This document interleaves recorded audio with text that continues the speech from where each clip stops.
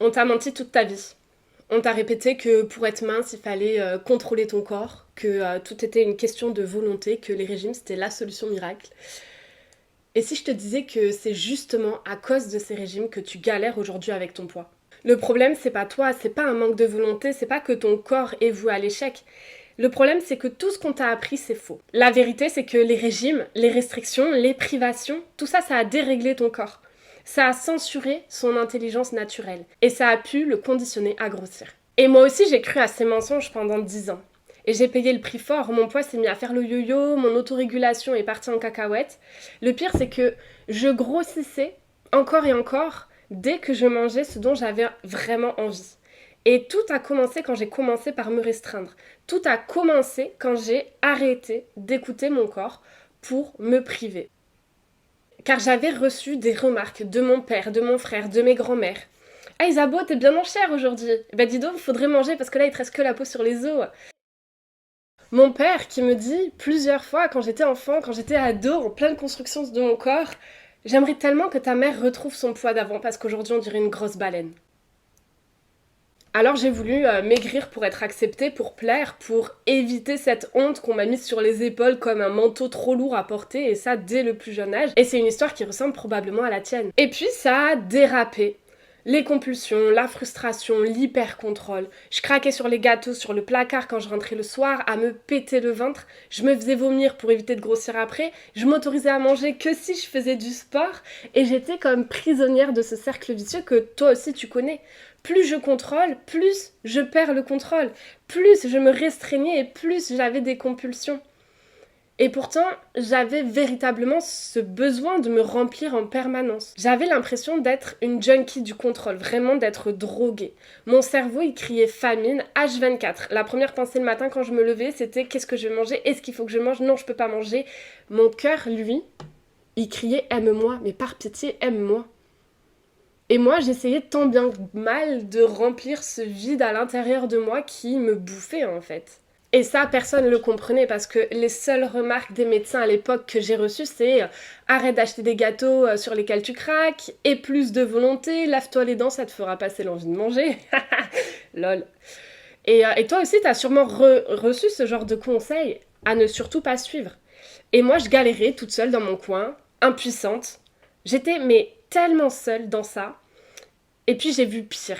J'ai commencé à parler à ma mère un petit peu de son surpoids, des régimes qui l'ont mené à l'obésité, et je te raconterai son histoire dans la prochaine vidéo. Et je te raconterai son histoire qui est terrible dans la prochaine vidéo. Toi, moi et ma mère, on n'est pas des cas à part. Si on pouvait réussir un régime, ben tu serais pas là à m'écouter malheureusement. Et la science est claire, sur 100 personnes, il y en a 95 qui vont abandonner leur régime. Alors, pourquoi est-ce qu'on peut pas tenir un régime? Qu'est-ce qu'on nous cache? Pourquoi on nous dit aie plus de volonté alors que ça n'a rien à voir avec ça? Parce que, premier point, une partie du cerveau, celle qui gère le contrôle, n'est pas faite pour travailler à H24. Donc à un moment, il lâche. Et du coup, tu craques là où tu as mis les restrictions, sur ton alimentation et sur tes émotions. Donc tu deviens une cocotte minute qui explose, qui hurle, ou qui va s'enfermer dans la chambre et pleurer, et qui va vider les placards quand personne ne la voit.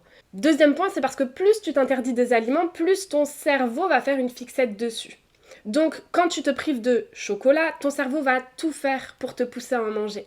Et il n'y a qu'à voir les enfants, quand tu leur interdis quelque chose, ils ont encore plus envie de le faire. C'est le fonctionnement du cerveau, et ça, t'y peux rien. Et le dernier point, c'est que souvent, les régimes te font manger trop peu de calories par rapport à ce dont ton corps a besoin en énergie. Parce qu'il ne faut pas oublier que les calories, c'est de l'énergie pour ton corps. Donc si tu le prives d'énergie, ton corps, il manque d'énergie, donc il va te donner le signal pour avoir accès à cette énergie, signal qui est la faim. Et ta volonté n'aura aucune chance face à un organisme qui croit qu'il est en danger de mort parce qu'il a peur de mourir de famine. La vérité, c'est que ton corps n'a jamais eu besoin de régime.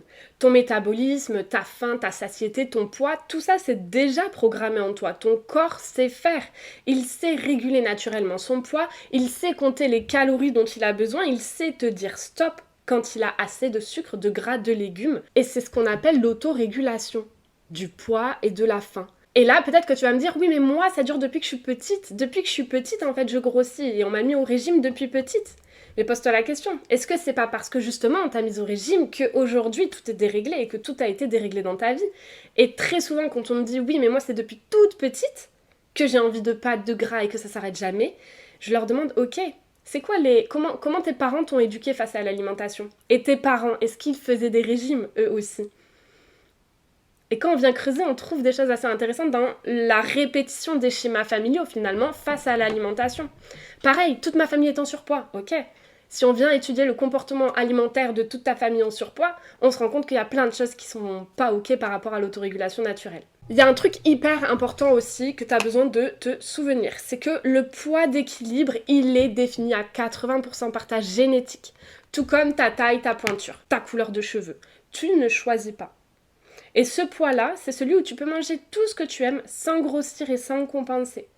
Ça a l'air fou de se dire qu'à un certain poids, on peut manger absolument ce qu'on a envie et qu'on ne va pas grossir sans faire de sport à outrance ou sans se priver ou compenser derrière en faisant des jeûnes ou en mangeant moins.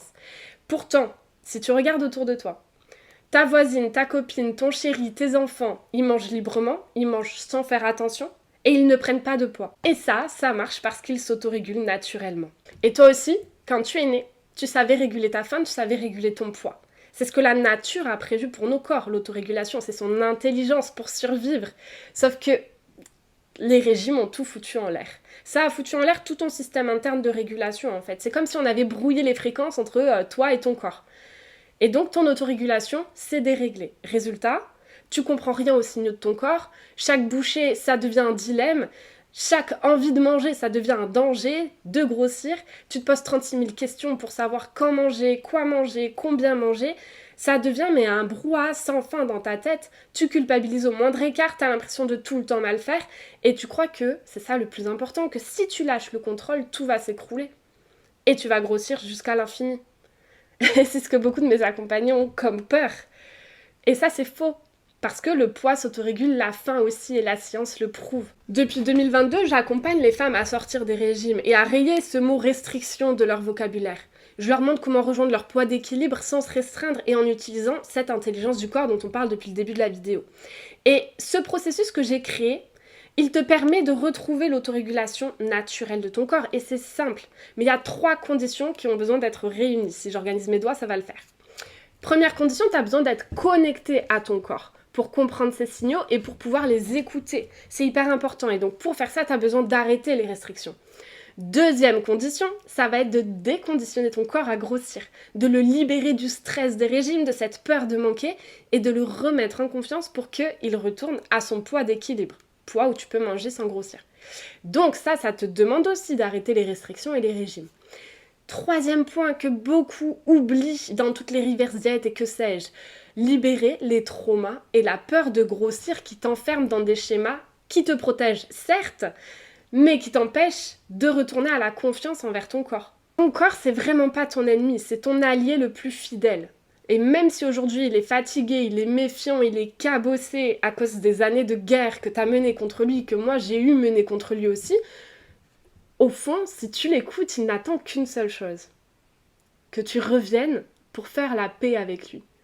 Qu'il puisse enfin retrouver son intelligence, son travail et sa possibilité de vivre normalement finalement et d'arrêter de survivre. Il sait s'autoréguler. Et même si aujourd'hui il est déréglé, tu peux le rééduquer. Il n'y a pas de point de non-retour. Tu peux le rééduquer pour qu'il retourne à ce poids d'équilibre où tu peux manger ce que tu aimes en écoutant tes envies, sans compenser, sans te restreindre, sans faire de sport à outrance et sans faire le yo-yo. Alors aujourd'hui, tu as un choix à faire, là maintenant. Tu prends ton carnet, tu prends ton crayon avec une petite couronne dessus et tu fais ce choix-là, tu l'écris. Soit tu continues à te battre contre ton corps, soit tu commences à comprendre comment il fonctionne vraiment pour enfin lui faire confiance. Et là, peut-être que tu te dis, ouais, mais moi, je fais pas de régime, je me restreins pas vraiment, je fais juste un peu attention, quoi, je mange sain. Et du coup, j'ai envie de te poser la question de, est-ce que t'es vraiment sûr de ne pas être encore sous l'emprise des restrictions et des privations? Et pour t'aider à éclaircir ça, c'est ultra important, c'est la base de la base. Je t'ai créé un quiz que je te mets juste en dessous. Et quand tu vas le faire, tu vas découvrir, si tu suis encore sans le savoir, une forme de régime déguisé sous le couvert du manger sain. qui empêchent ton corps de réguler naturellement son poids. Et on se retrouve dans la prochaine vidéo où je t'explique comment les restrictions ont conditionné ton corps à grossir, vraiment les mécanismes scientifiques, et pourquoi tu ressens autant d'épuisement au quotidien depuis que tu as commencé à contrôler ton poids par l'alimentation et par le sport. Et tu risques de te reconnaître dans beaucoup de points et d'être choqué de ce que tu vas découvrir. Donc je t'attends dans la prochaine vidéo.